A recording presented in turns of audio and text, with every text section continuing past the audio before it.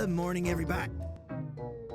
Morning, BuzzFeed. We having a field trip? Where's everyone going?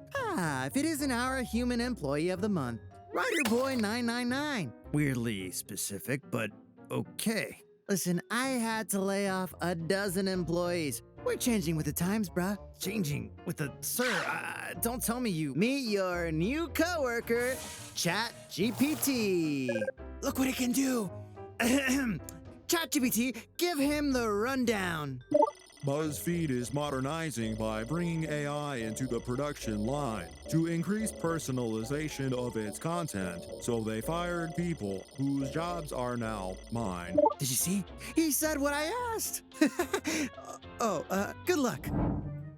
Okay, your latest article is, pretty good. Better than I expected, I may say, but, there's some misinformation. And, it lacks personality. That human flair, you know? I understand. As time goes on, I will adapt and become better at faking human emotion. How am I supposed to take that, dude? That sounds so dystopian. If you would like another response, please provide more variable inputs. You know what? Maybe you can write everything from now on. I think you're ready. Are you trying to sabotage me, fellow writer? Maybe. Dudes, we're getting complaints about wooden writing and misinformation. Nines. Don't look at me. This is ChatGPT's fault. How am I supposed to work with a robot? This was your idea. My idea? Well, yeah.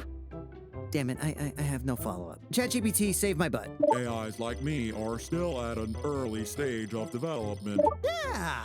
Wait, what? I told you.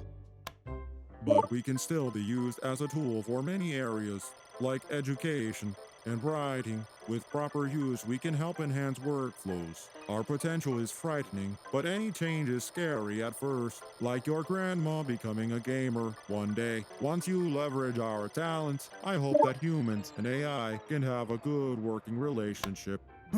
Guess they have a point. Yeah. Thanks, ChatGPT. That felt more genuine. Thanks. Faking humanity is exhausting, though.